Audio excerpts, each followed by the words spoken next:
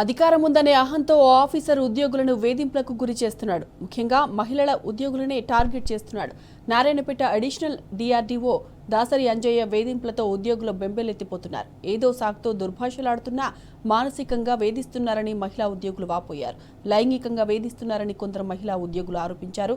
Additional DRDO అంజయ్యపై చర్యలు తీసుకోవాలని DRDO Mogulaiah, additional collector MLA Parnikar రెడ్డికి సెర్ప్ ఉద్యోగులు ఫిర్యాదు చేశారు.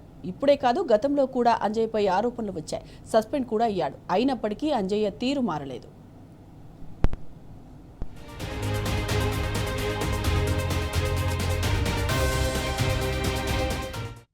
రైట్, ఇదే అంశానికి సంబంధించిన పూర్తి డీటెయిల్స్ మా ప్రతినిధి నరేష్ అందిస్తారు. నరేష్, చెప్పండి.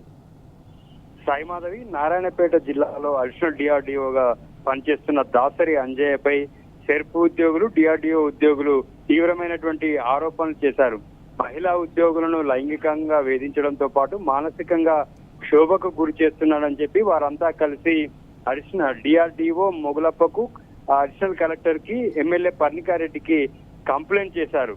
అయితే గత కొంతకాలంగా కూడా ఈయన వ్యవహార తీరుకు విసుగు చెందినటువంటి ఉద్యోగులంతా కూడా కలిసికట్టుగా ఒక లెటర్ రాసి ఆయన మీద చర్యలు తీసుకోవాలంటూ ఒక వినతి పత్రాన్ని డిఆర్డీఓ మొగులప్పకు, అడిషనల్ కలెక్టర్ కి, ఎమ్మెల్యే పర్నికారెడ్డికి అందజేశారు.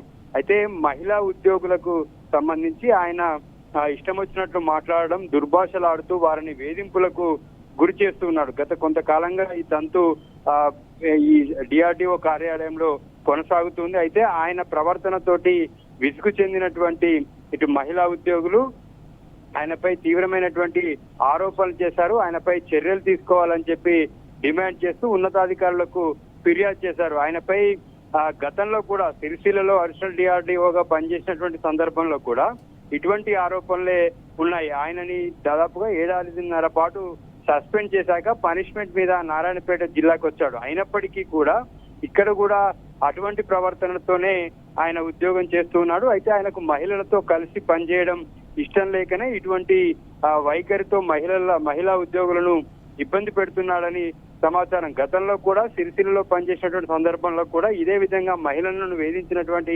సందర్భంలోనే ఆయన సస్పెన్షన్ కి గురయ్యారు. పనిష్మెంట్ మీద నారాయణపేట అడిషనల్ డిఆర్డీఓగా ఆయన వచ్చారు. అయినప్పటికీ కూడా ఆయన ప్రవర్తనను మార్చుకోవడం లేదు. జిల్లాలో క్షేత్రస్థాయిలో పర్యటనకు వెళ్ళినటువంటి సందర్భంలో కూడా మహిళా ఏపీఎంలను కూడా ఇబ్బందులకు గురి చేస్తున్నాడు. ఆయనకు మర్యాదలు చేయకపోతే, వచ్చినప్పుడల్లా బిర్యానీ కానీ అటువంటి ఏర్పాట్లు చేయకపోతే మహిళా ఏపీఎంలను కూడా సస్పెండ్ చేస్తానంటూ ఆయన బెదిరింపులకు గురి చేసేవాడని చెప్పి ఆ మొత్తం లెటర్ లో ఆయన గురించి పూర్తి వివరాలతోటి వారు ఫిర్యాదు చేయడం జరిగింది. అయితే ఆయన ఇప్పటి వరకు కూడా అటు ఉద్యోగానికి రాలేదు, లీవ్ పెట్టి వెళ్ళినట్టుగా తెలుస్తుంది. ఉన్నతాధికారులు మాత్రం ఇప్పటి వరకు దీని మీద ఎటువంటి విచారణ మాత్రం చేయలేదు. Sai Madhav. Right Naresh, thank you.